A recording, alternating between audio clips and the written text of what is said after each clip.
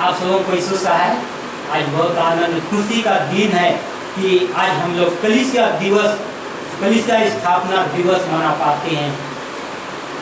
हम लोगों का कलीसिया स्थापना जब हुआ उस समय से लेके अब तक 170 साल पूरा होता है और इस खुशी और आनंद को हम लोग देख पाते हैं कि आज हम लोग भी 9 जून भिन्न भिन्न परिवार होकर, मंडली होकर, युवा युवती होकर हम लोग 9 जून मना पाते हैं। इस समय लॉकडाउन की परिस्थिति है, लॉकडाउन है, लेकिन भी हम लोग 9 जून को हम लोग स्मरण करते हैं। आइए हम लोग सब कोई खड़े हो जाएंगे और 352 कुलकर्णी को गाएंगे, झूमेंगे, नाचेंगे और हम लोग बजाएंगे, क्योंकि हम लोग आज परमेश्वर की महिमा करने का दिन और समय है।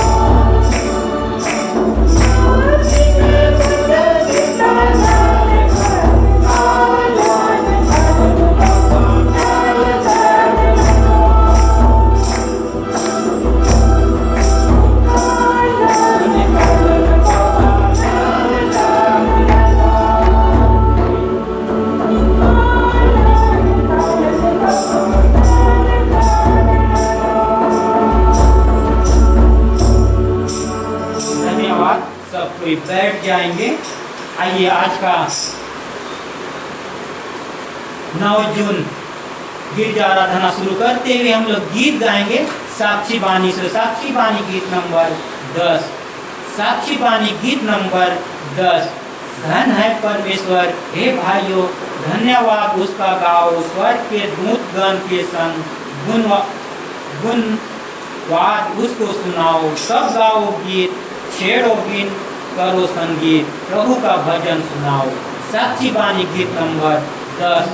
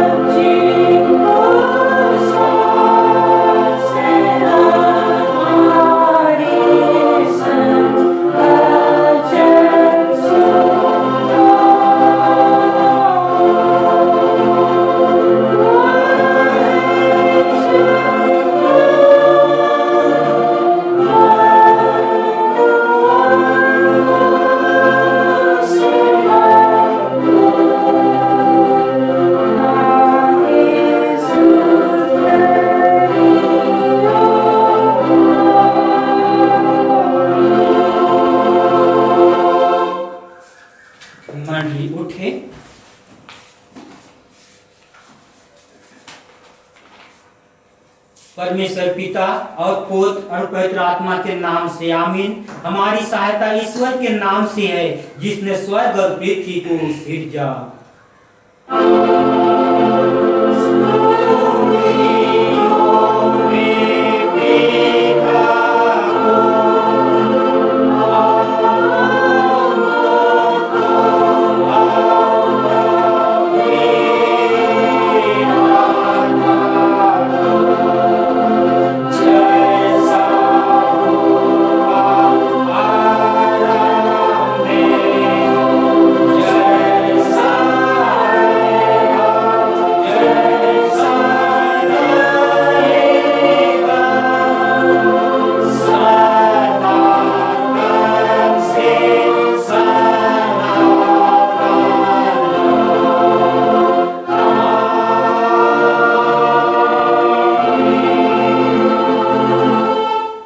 ईश्वर के सामने अपने पापों को घुटने टेक कर एक साथ मान लेवे।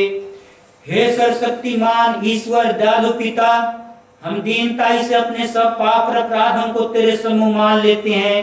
तू अपने प्रिय पुत्र हमारे प्रभु यीशु ख्रीस्त के कारण हम पर दया दृष्टि कर और हमारे सब पापों को क्षमा कर। आमीन।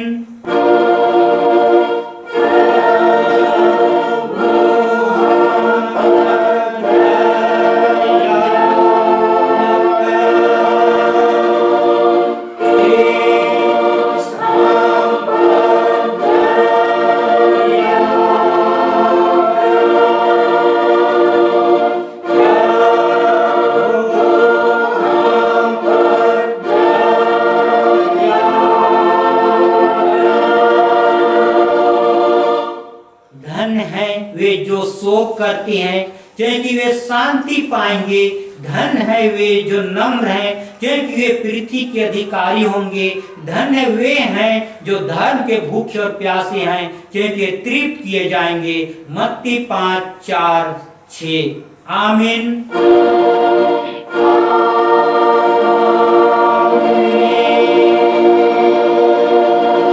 मंडली उठे, सबसे ऊंचे स्थान में ईश्वर का गुणानुवाद हुए।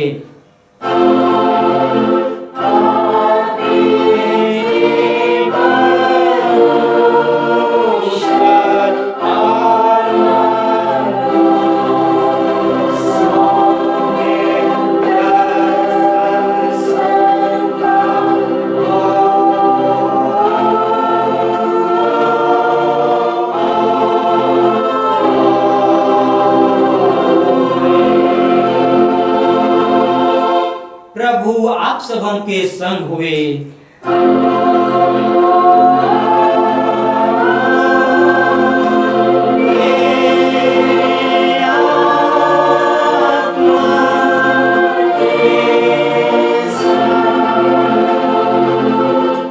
हम प्रार्थना करें।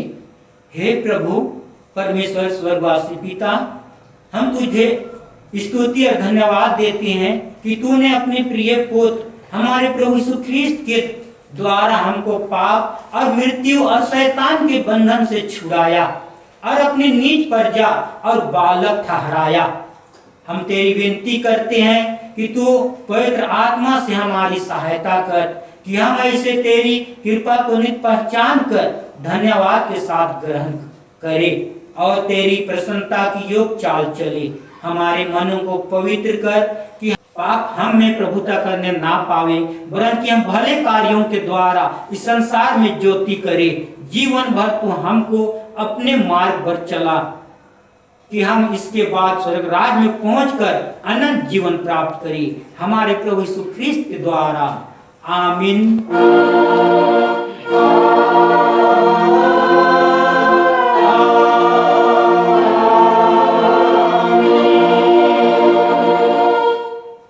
आज के लिए पहला दूसरा पाठ वचन हम सबों के लिए कलीसिया की ओर से दिया गया है, जहाँ में मिलता है पहला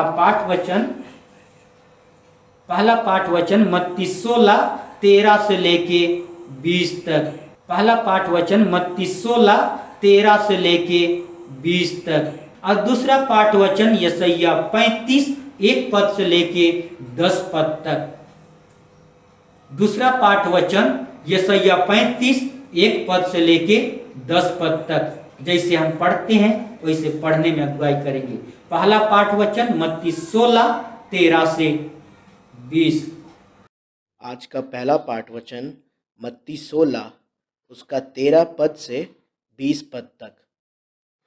इसमें ऐसा लिखा है, यीशु कैसरिया फिलिप्पी के प्रदेश में आया और अपने चेलों से पूछने लगा, लोग मनुष्य के पुत्र को क्या कहते हैं? उन्होंने कहा, कुछ तो यूहन्ना बपतिस्मा देने वाला कहते हैं और कुछ एलिया और कुछ यिर्मयाह या भविष्यवक्ताओं में से कोई एक कहते हैं। उसने उनसे कहा, परंतु तुम मुझे क्या कहते हो? शमौन पतरस ने उत्तर दिया, तू जीवित परमेश्वर का पुत्र मसीह है। यीशु ने उसको उत्तर दिया, हे शमौन, योना के पुत्र, तू धन्य है, क्योंकि मांस और लहू ने नहीं, परंतु मेरे पिता ने जो स्वर्ग में है यह बात तुझ पर प्रकट की है।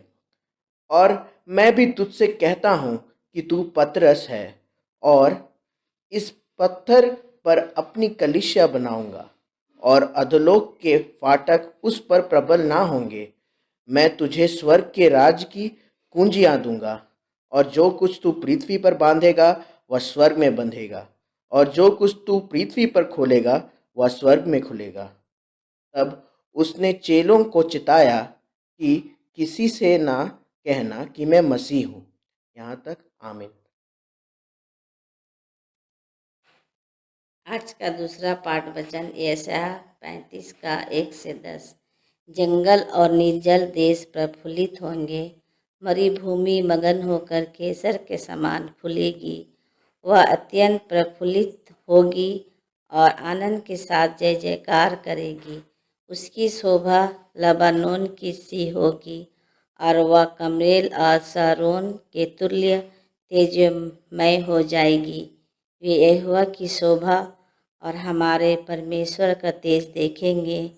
ढीले हाथों को दृढ़ करो और थरथराते हुए घुटने को स्थिर करो। घबराने वालों से कहो कि भाई बांधो, मत डरो, क्योंकि तुम्हारा परमेश्वर बदला लेने और प्रतिफल देने को आ रहा है। हाँ, परमेश्वर आकर तुम्हारा उद्धार करेगा। तब अंधों की आंखें खोली जाएगी और बहरों के कान भी खोले जाएंगे। तब लंगड़ा हरिन की सी चौकड़ियाँ भरेगा और गूंगे अपने जीभ से जय जयकार करेंगे, क्योंकि जंगल में जल के सोते फूट निकलेंगे और मरी भूमि में नदियाँ बहने लगेगी। मृग तृष्णा ताल बन जाएगी और सूखी भूमि में सोते फूटेंगे, और जिस स्थान में सियार बैठा करते हैं उसी में घास और नरकन और सरखंडे होंगे। वहाँ एक सड़क अर्थात राजमार्ग होगा, उसका नाम पवित्र मार्ग होगा। कोई अशुद्ध जन उस पर से ना चलने पाएगा, वह तो उन्हीं के लिए रहेगा। और उस मार्ग पर जो चलेंगे वे चाहे मूर्ख भी हो तो भी कभी ना भटकेंगे।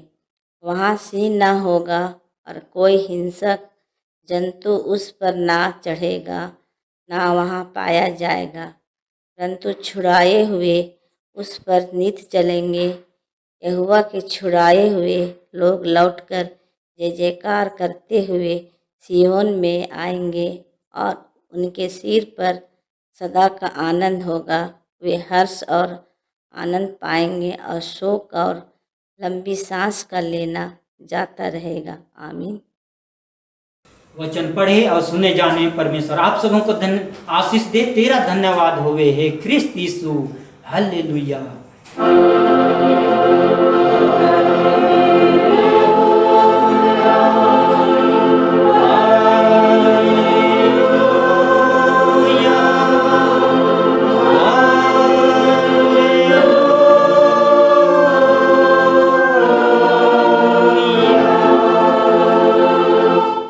समस्त खिस्तानी कलीसिया के संग अपना महापवित्र विश्वास मान लेकर एक साथ यूं कहे, मैं विश्वास करता हूँ परमेश्वर पिता पर, जो स्वर्ग और पृथ्वी का सर्वशक्तिमान सृजनहार है, और उसके एकलौते पुत्र अपने प्रभु यीशु ख्रिस्त पर, जो पवित्र आत्मा से गर्भ में आया, कुमारी मरियम से उत्पन्न हुआ, पांतुस पिलातुस की आज्ञा से दुख उठाया, क्रूस पर चढ़ाया गया, मर गया, गाड़ा गया और पताल में उतरा, और तीसरे दिन मृतकों में से जी उठा, स्वर्ग पर चढ़ गया, परमेश्वर सर्वशक्तिमान पिता के दाहिने हाथ बैठा है, जहां से वह जीवितों और मृतकों का विचार करने को फिर आवेगा। मैं विश्वास करता हूँ पवित्र आत्मा पर, एक ही पवित्र खिस्तानी कलीसिया, पवित्रों की संगत पर, पापों की क्षमा, देह की जूठने और अनंत जीवन पर।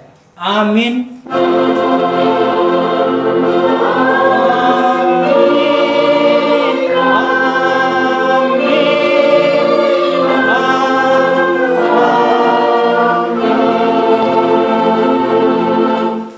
मंडली बैठ जाएगी। आराधना के बीच में हम लोग कुड़ुक डंडी से गीत गाएंगे। कुड़ुक डंडी गीत नंबर 14। कुड़ुक डंडी गीत नंबर 14। धार्मिस गही आकई चोन्हा ए राहरो, धार्मिस गही आकई चोन्हा। कुड़ुक डंडी गीत नंबर 14।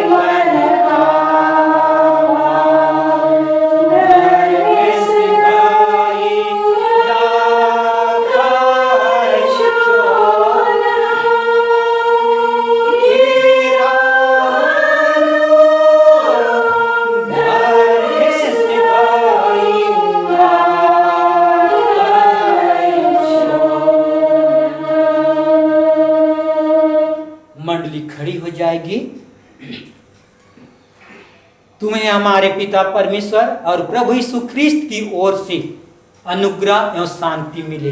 आमीन। आइए हम प्रार्थना करें। अनुग्रह से भरा पिता परमेश्वर, आपके निकट मंडली होकर, भिन्न भिन्न परिवार में होकर, भिन्न भिन्न जगह में होकर पिता परमेश्वर आपके निकट आते हैं, आपको स्मरण करते हैं। हाँ प्रभु जी, 9 जून 1850 को हमारे पुरखे भाई, पुरखे लोग छोटा नागपुर में पहला मसीह हुए। हाँ प्रभु जी, और उस समय से लेके 9 जून 2020 तक 170 साल की यात्रा में आप पूरे मंडली के, कलीसिया के, पूरे देश में जो आपको पहचानते हैं और आज का दिन मना रहे हैं, सबों के लिए आशीष का कारण होने सके। 170 साल आप सबके संग रहे, किसी को नहीं छोड़े। दुख में थे, संकट में थे, अकाल में थे, मारी में थे, मृत्यु में थे, लेकिन प्रभु जी आप किसी को नहीं छोड़े, किसी को आप अलग दृष्टिकोण से नहीं देखे, लेकिन हर एक मसीह भाई बहन, जवान युवती, माँ बाप, पूरे देश के लोगों को आप प्यार के द्वारा आप एक दूसरे को देखते हैं, पहचानते हैं और अपना प्यार को आप दर्शाते हैं। आज का वचन सुनने के लिए इतने सारे लोग लालायित हैं, इतने सारे लोग पिता परमेश्वर अपने अपने घरों में बैठकर आपकी स्तुति, महिमा, आपकी उपासना कर रहे हैं। हाँ प्रभु, आप सुनने के लिए हर एक को पवित्र आत्मा से भर, साथ में वचन को बतलाने के लिए भी आप अगुवाई कर। आप मूसा से कहे वहां तुम रहेगा और मैं तेरे मुख के द्वारा बात करूंगा। इस समय आपके जीवित वचन को मैं खड़ा हूं प्रभु, आप मेरे मुख के द्वारा, मेरे आत्मा के द्वारा आपके विश्वासियों के पास आपका वचन बांटने सकूं।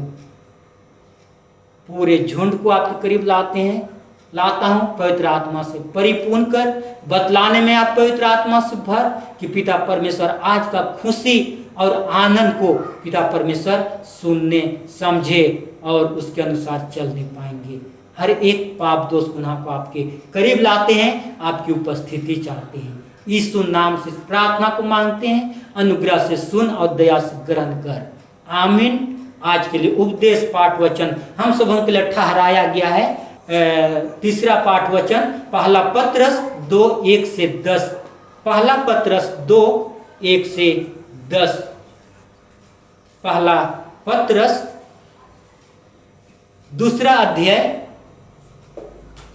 1 पद से लेके 10 पद तक, उसमें ऐसा लिखा हुआ है,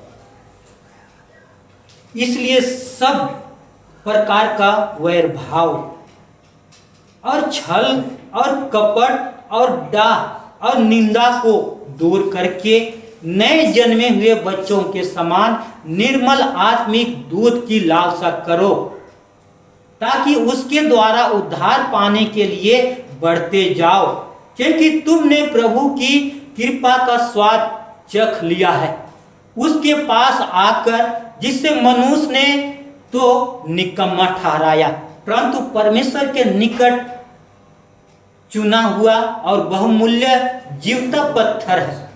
तुम भी आप जीवते परमेश्वर के समान आत्मिक घर बनते जाते हो, जिसे याजकों का पवित्र समाज बनकर ऐसे आत्मिक बलिदान चढ़ाओ जो यीशु मसीह के द्वारा परमेश्वर को ग्राह्य है। इस कारण पवित्र शास्त्र में भी आया है, देखो सियोन में कोने के सिरे का चुना हुआ बहुमूल्य पत्थर धरता है, और जो कोई उस पर विश्वास करेगा वह किसी रीति से लज्जित नहीं होगा।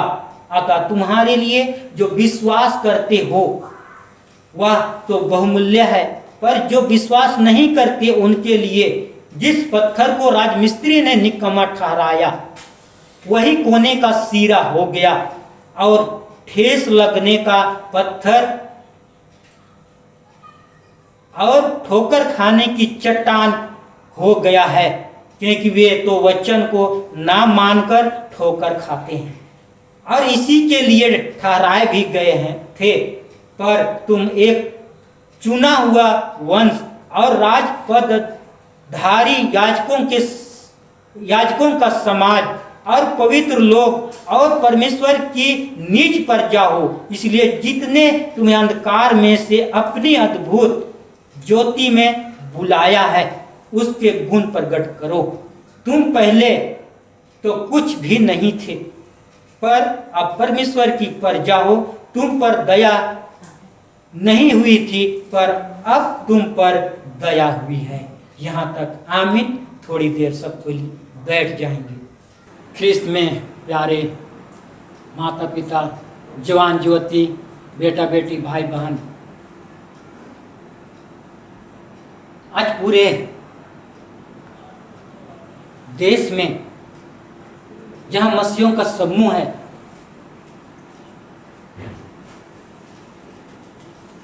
और कलीसिया स्थापना दिवस को स्मरण करते हैं। 9 जून 1850 को हमारे 4 बंधु भाई बपतिस्मा लिए और वे लोग बपतिस्मा लेने के बाद में उनके हम लोग वंशज कहलाते हैं। 1842 को जब हम लोग स्मरण करें, 9 जून 1850 से पहले जब पीछे हम लोग लौटते हैं तो वहाँ पर हम लोग जब गौर करते हैं तो उसमें बहुत विचित्र घटना घटा था। 1842 ईस्वी में बर्मा के मुंगई शहर में जर्मन डॉक्टर हेल्फर और उनके परिवार रहते थे और करेन जाति के बीच में वे लोग रहते थे। ऐसे समय में एक दिन की बात है, डॉक्टर हेल्फर को करेन जाति के लोग हत्या कर दिए और हेल्फर की धर्मपत्नी गोस्नर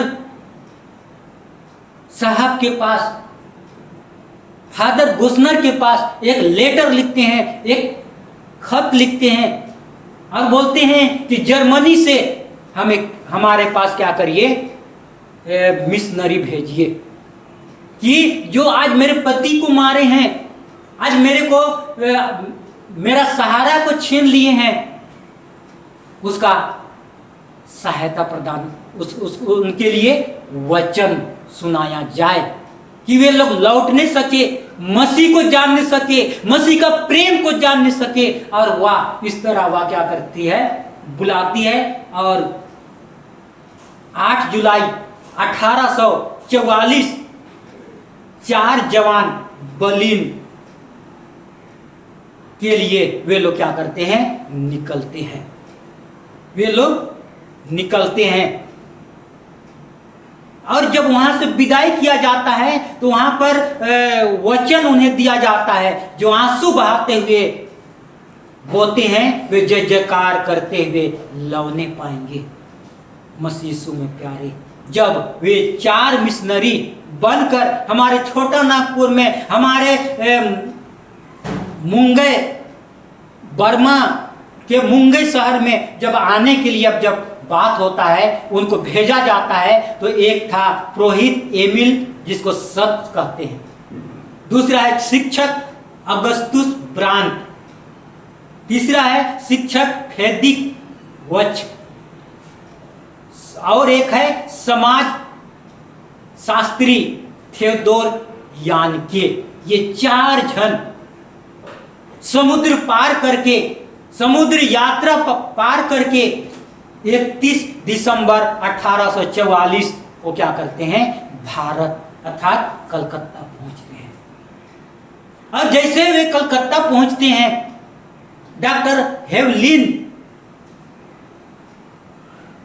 के पास, और हेवलिन के पास जब पहुंचते हैं तो हेवलिन के पास उन्हें क्या करता है, उन्हें आदर सत्कार देता है, उन्हें खिलाता पिलाता है, उन्हें फ्रेश होने के लिए बोलता है।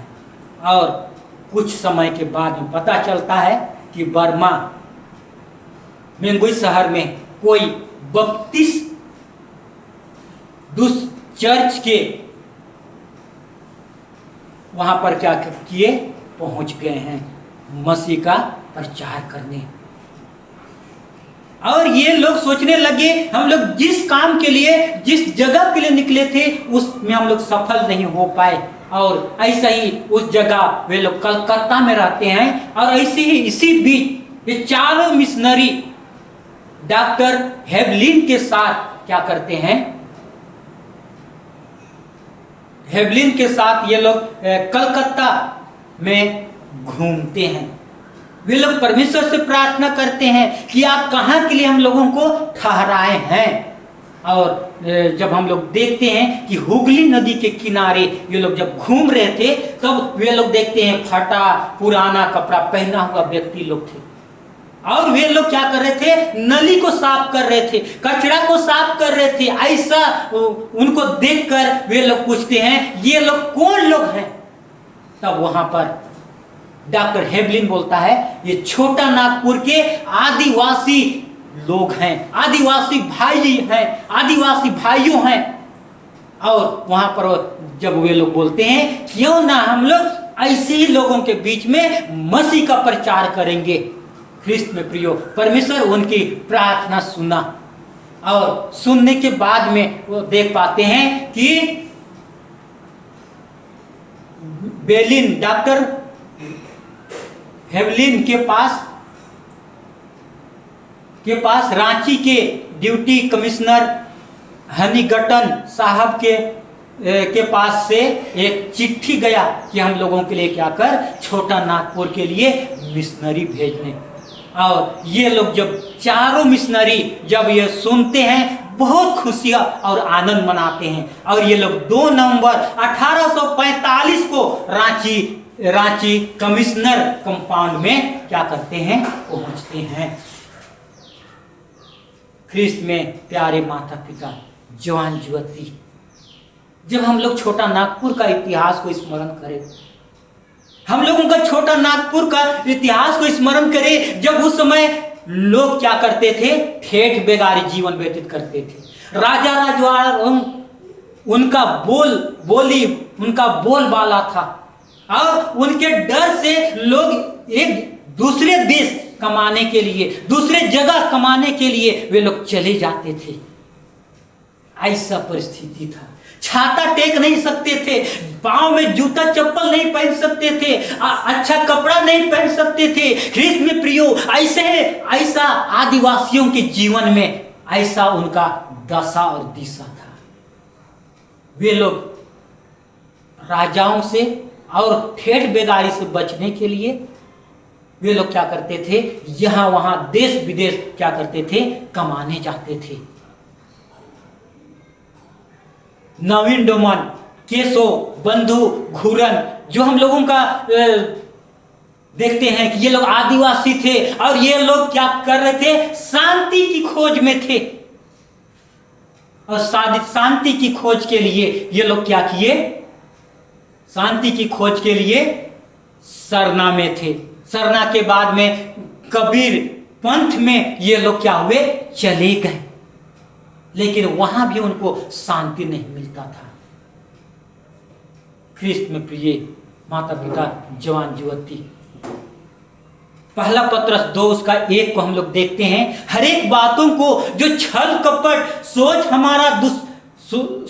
हमारा दुश्मन है, सारा दिन व्हाट्सएप में, घूमने फिरने में, व्यर्थ बातों में, फोन में वीडियो देखने के लिए समय देते हैं, खरीदारी के लिए समय देते हैं, परंतु क्या आज हम लोग प्रभु के लिए समय देते हैं?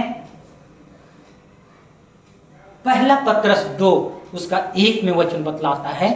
इसलिए सब प्रकार का वैर भाव, अर्थात जो हम लोग काम करते हैं सबको क्या करता बोलता है वचन, त्यागने के लिए, दूर रहने के लिए बोलता है ख्रीष्ट में प्रियो, दूर रहने के लिए। पहला पत्रस 2 उसका 2 में बोलता है, नए जन्मे हुए बच्चों के समान आत्मिक दूध की लालसा करो।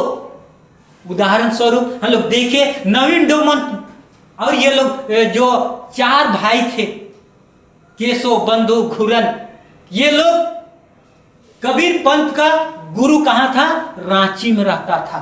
और ये लोग क्या करते थे, रांची में अपने गुरु से मिलने के लिए जाते थे।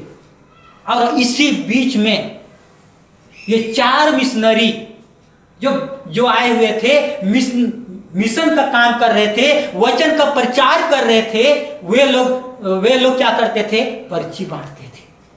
और इसी बीच में उनका पर्ची को ये लोगों के लिए चारों भाई केशव, बंधु, घुरन और नवीन डोमन, इनके हाथ में पड़ता है। और ये लोग जब का हाथ में पड़ता है तो देखते हैं, और ये लोग बोलते हैं अपने गुरु, कबीर पंथ के अपने गुरु जिसका नाम था इच्छा,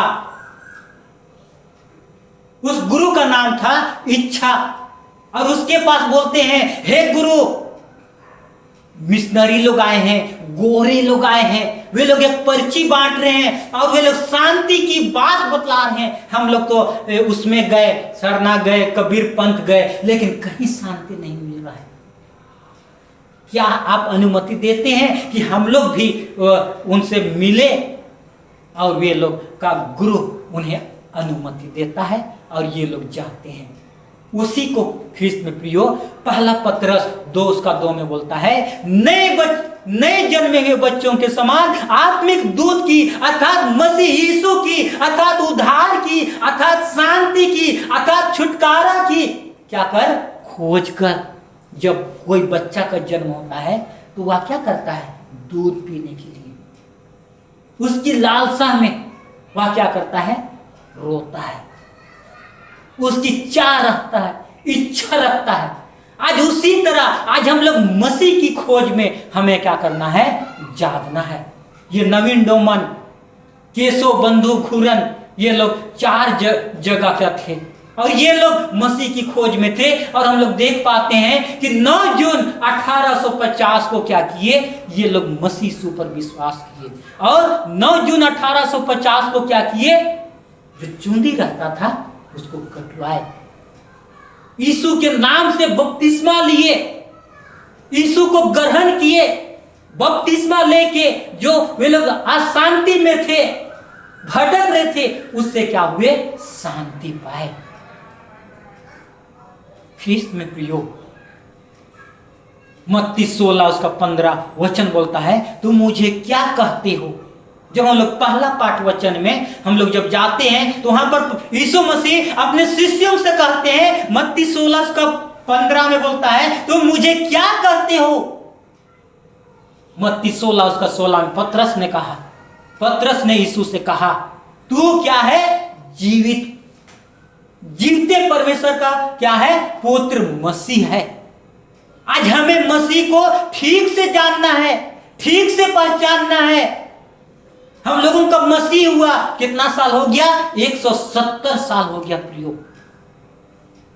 नवीन डोमन, केशव, बंधु, ये लोग जब मसीह हो गए और वे लोगों के जीवन में भिन्न भिन्न परेशानी आया, भिन्न भिन्न संकट आया, भिन्न भिन्न मुसीबत आया, जब उनको वे लोगों को मारने पीटने के लिए दौड़ा रहे थे, तो वे लोग क्या कर रहे थे, हेथाकोटा में वे लोग, एक नदी है और वे लोग भाग रहे थे अपना जान बचाने, और नदी भरा हुआ था, नदी में लबालब पानी चल रहा था प्रियो।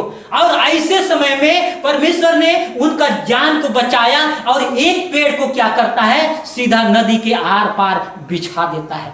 नदी जैसे ही वह पानी बढ़ गया और उनके दुश्मन आते हैं तो नदी में क्या करता है, पेड़ ढलन जाता है और वह उस पेड़ के ऊपर चढ़ के क्या करते हैं, अपने दुश्मनों से बचते हैं।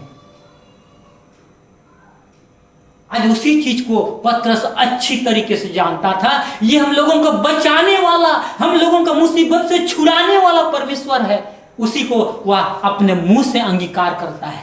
पतरस ने यीशु से कहा, तू जीवित परमेश्वर का क्या है? पुत्र मसीह है। ख्रिस्त में प्यारे माता पिता, यूहन्ना 8:32 बोलता है, सत्य को तुम जानोगे, सत्य तुम्हें स्वतंत्र करेगा। आज हम लोग भिन्न भिन्न बंधुआई में हैं, भिन्न भिन्न हम लोग रुकावट में हैं। आज हम लोगों के जीवन में आज बाल बच्चे हैं, और बच्चे लोग कहीं बिगड़ ना जाए, कहीं वे लोग ऐसे ना हो जाए। आज हम लोगों के जीवन में क्या है? डर है, बाधा है माँ बाप होकर। जब हम लोग परमेश्वर को अपने जीवन का आधार मानेंगे, परमेश्वर को हम लोग जगह देंगे, परमेश्वर को हम लोग व्यक्तिगत उद्धारकर्ता मानेंगे, तो आज हमें भी, हमारे परिवार को, हमारा समाज को, हमारा जीवन को, हमारे बाल बच्चों को परमेश्वर बचाएगा। मत्ती 16:18 में वचन बतलाता है। मत्ती 16:18 यीशु ने पतरस से कहा, तू पतरस है, इसी पत्थर पर कलीसिया खड़ा करूंगा। ख्रिस्त में प्रियो, और आज उसी पत्थर अर्थात विश्वास पर यीशु मसीह क्या किए हैं? कलीसिया खड़ा किए हैं। जब हम लोग पेंतीकोस्ट पर्व मनाए और उस दिन पवित्र आत्मा उतरा, पवित्र आत्मा दिया गया, लोग अन्य भाषा बोलने लगे, भविष्यवाणी करने लगे, और हम लोग जब देखते हैं कि उसी समय पतरस क्या किए? परमेश्वर के वचन को बतलाए, परमेश्वर के बारे में बतलाए, और वहां पर देखते हैं 3000 लोग क्या हुए? मसीह हुए। आज हमें भी आज उसी तरह पतरस के समान बोझ के साथ क्या करना है? वचन को बांटना है। गांव गांव, परिवार में वचन बतलाना है।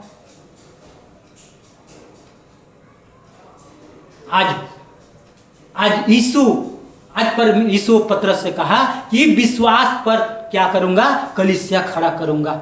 उस समय परमेश्वर क्या किया? कलीसिया खड़ा किया। और हम लोग जब देखते हैं 9 जून 1850 को 4 भाई लोग, नवीन डोमन, पोड़े तिर्की, केशो, बंधु, घूरन, जब बपतिस्मा लिए, तब हम लोगों का कलीसिया का क्या हो गया? स्थापना हुआ। इसको हम लोगों को बना के चलना है। पहला पतरस 2:7 में बोलता है, जिस पत्थर को मिस्त्रियों ने निकम्मा किया, वही पत्थर कोने का क्या हो गया? सिरे हो गया। जिस पत्थर को मिस्त्रियों अर्थात शास्त्री फरीसी लोग क्रूस में चढ़ाए, शास्त्री फरीसी लोग, शास्त्र को बनाने वाले और बहुत से लोग नियम कानून कायदा को करने वाले, अपने चर्च को अगुवाई करने वाले, ये लोग क्या करते हैं? यहां पर देखते हैं कि पत्थर चढ़ाया, वही पत्थर के कोने का सिरे बन गया। या मिस्त्री लोग क्या किए? यीशु मसीह को निकम्मा किए। ख्रिस्त में प्यारे माता पिता, लेकिन जब पहला पतरस 2:10 में हम लोग देखते हैं, हम पहले दूर थे, प्रभु को नहीं जानते थे, सोच विचार करना हम लोगों का सोच विचार गलत था और किसी भी तरह था। संसारिक रूप में हम लोग थे, संसार में होकर हम लोग जीवन व्यतीत कर रहे थे, संसार की अभिलाषा के अनुसार जीवन व्यतीत कर रहे थे। हम लोग क्या हो गए हैं? मोल लिए गए हैं, और परमेश्वर की प्रजा होने के लिए हमें परमेश्वर चुना है। जब 9 जून 1850 को हमारे 4 भाई लोग बपतिस्मा लिए, उसमें परमेश्वर हम लोगों को चुना। उससे पहले छाता नहीं पकड़ सकते थे, चल नहीं सकते थे, लेकिन जब से मसीह को पकड़े हैं, अभी का समय में हम लोग गौर करें ख्रिस्त में प्रियो, कि कौन ऐसा जगह नहीं है, कौन सा ऐसा जगह है खाली बचा जहां मसीही लोग नहीं हैं।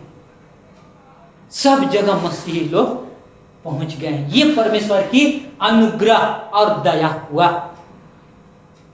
इसीलिए परमेश्वर पहला पत्रस 4 उसका 2 में बोलता है, इसीलिए जो अब हम लोगों का जीवन भविष्य बचा हुआ है, हम लोगों का व्यवहार बचा हुआ है, हम लोगों का उठना बैठना बचा हुआ है, हम लोगों का खान पान बचा हुआ है, चलना फिरना बचा हुआ है, भविष्य का जीवन बचा हुआ है, मसीह की इच्छा के अनुसार जीवन हो, मसीह के समान, मसीह की इच्छा के अनुसार। मसीह का इच्छा क्या है?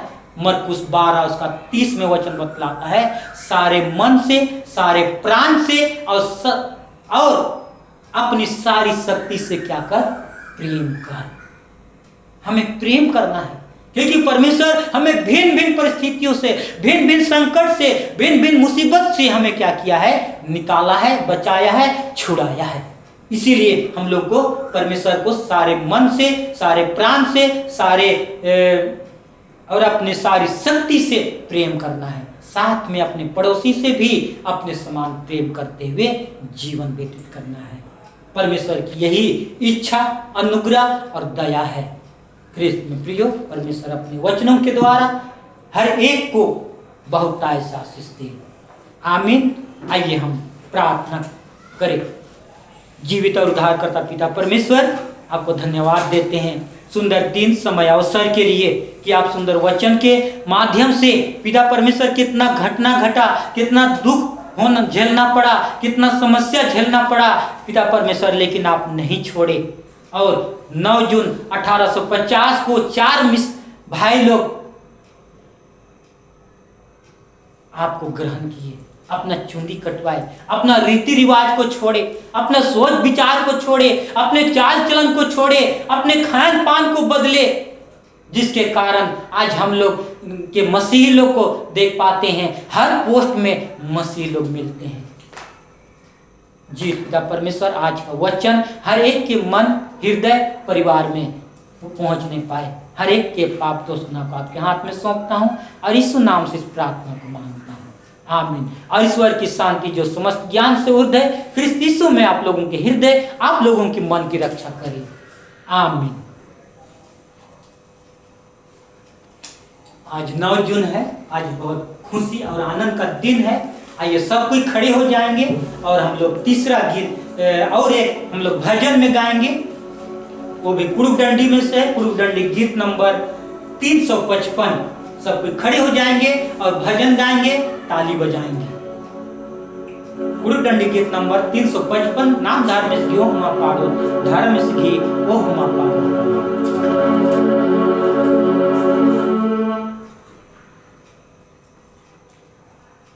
पहला, तीसरा और पांचवा गाएंगे।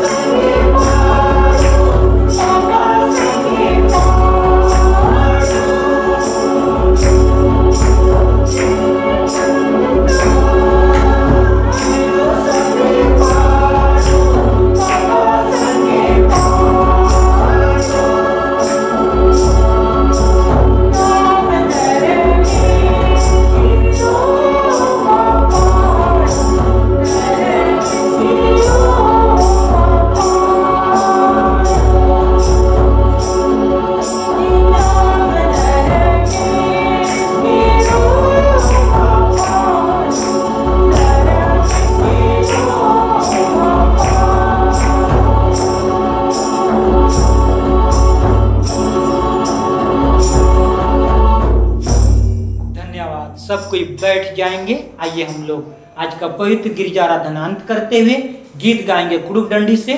कुड़ुक डंडी गीत नंबर 202। कुड़ुक डंडी गीत नंबर 202। टूवर समय बीरीगा सगरो दुखन सहा लेखन बाबा टूवर समय बीरीगा। इसमें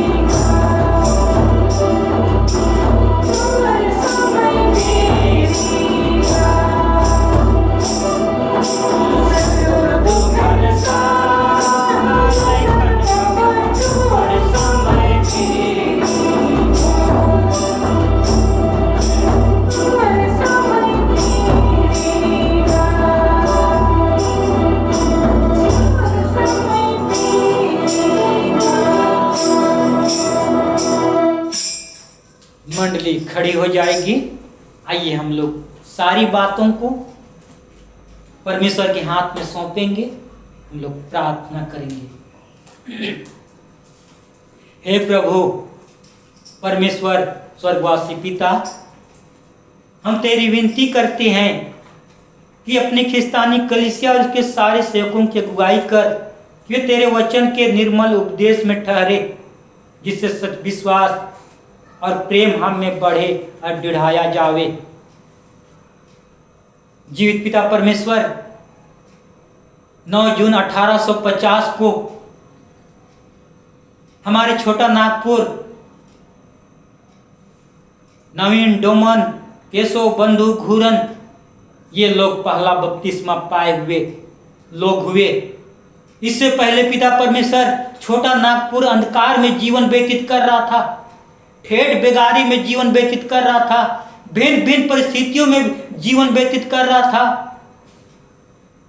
हाँ प्रभु जी, ऐसे समय में आपका अनुग्रह और दया हुआ कि जर्मन से 4 मिशनरी भाइयों को कहीं और जाना था, लेकिन आपकी इच्छा कुछ और थी प्रभु जी। आपकी इच्छा थी कि वे चारों भाई के द्वारा छोटा नागपुर में वचन का प्रकाशन होने सके, छोटा नागपुर में वचन पहुंचने सके, छोटा नागपुर में वचन का प्रचार उनके द्वारा किया जाना कराना चाहते थे प्रभु जी। और वे कहीं और जाना चाहते थे और वे लोग नहीं जा पाए, उस जगह कोई और गए। हाँ प्रभु जी, और ऐसे समय में उनकी आत्मिक आंख आप खोले। और पिता परमेश्वर, ऐसे दुख के समय में जो अपना ठेठ बेगारी काम के लिए दूसरे जगह अपने जीविका चलाने के लिए जाते थे, ऐसे समय में उनके संग रहे। और पिता परमेश्वर एक दिन 9 जून 1850 को पिता परमेश्वर आपका वचन को विश्वास करते हैं, बपतिस्मा पाते हैं, आपको ग्रहण करते हैं और मसीह होते हैं। हाँ प्रभु जी, और उनके द्वारा आज हम लोग इतने सारे लोग मसीह हो पाते हैं। 9 जून 1850 से लेके 9 जून 2020 तक के जीवन को जब हम लोग देखें तो 170 साल सहायता प्रदान किए, लोगों के दुख में, तकलीफ में, परेशानी में, संकट में, मुसीबत में। इसी समय में आप किसी को नौकरी दिए, किसी को जीवन साथी दिए, किसी के बाल बच्चे सुंदर पढ़े लिखे। अब आशीष और आशीष 170 साल के जीवन में अब पूरे मसीहों के लिए आशीष दिए। आज भी प्रभु, आज अब से लेके आने वाला समय तक आनंद और खुशी दे। आपसे दुआ और प्रार्थना करते हैं। आज का दिन बहुत से लोग आशीषित पाना चाहते हैं, सबों के संग हो, सबों के ऊपर आप दया कर, अनुग्रह कर, और आपका वचन उनके परिवार में, उनके जीवन में होने सके। और जिस तरह ये शांति की खोज के लिए भटक रहे थे और शांति आपके द्वारा मिला, आज उसी तरह पिता परमेश्वर आपके द्वारा हम लोग भी पिता परमेश्वर शांति पाने सके, आपको पहचानने सके।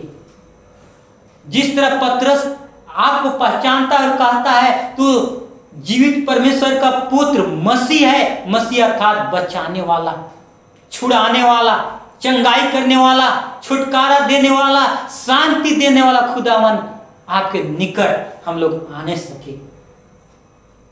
आज पतरस के समान भी हम लोग मुंह से अंगीकार करने सके कि आप जीवित परमेश्वर हैं, आप मसीहा हैं। जी पिता परमेश्वर, इस समय विशेषकर जो हम लोग दान अपने हाथों के द्वारा दिए, जिस भंडार के द्वारा दान हम लोग दिए हैं प्रभु जी, उस भंडार का बहुतायत आशीष दे। आपका आशीष परिवार के जीवन में होने सके। जिस भंडार के द्वारा दिया जा रहा है वह भंडार आशीषित होने सके, ताकि आने वाला दिन में बहुत से लोगों को और दान देने पाएंगे। प्रभु जी, दिन भर के जीवन में आप सहायता प्रदान करें और आने वाला समय में भी आप आशीषित कर।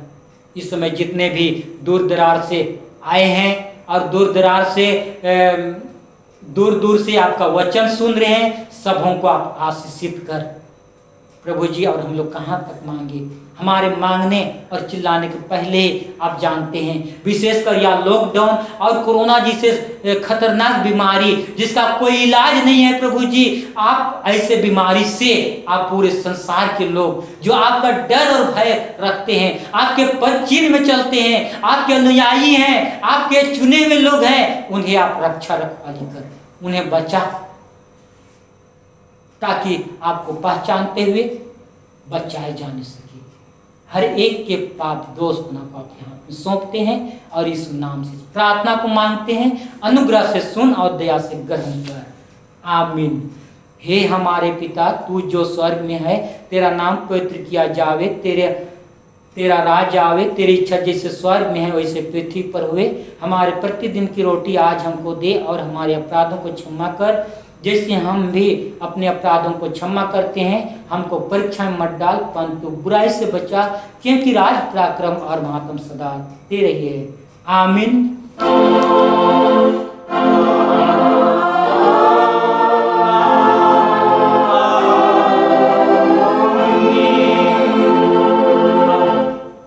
अब विश्वासी और दीन मन से त्रिएक ईश्वर का आशीर्वाद ग्रहण करे। परमेश्वर तुझे आशीष देवे और तेरी रक्षा करे। परमेश्वर अपना मुख तुझ पर प्रकाश करे और तुझ पर अनुग्रह करे। परमेश्वर अपना मुख तुझ पर प्रकाश करे और तुझे कुशल देवे, आमीन।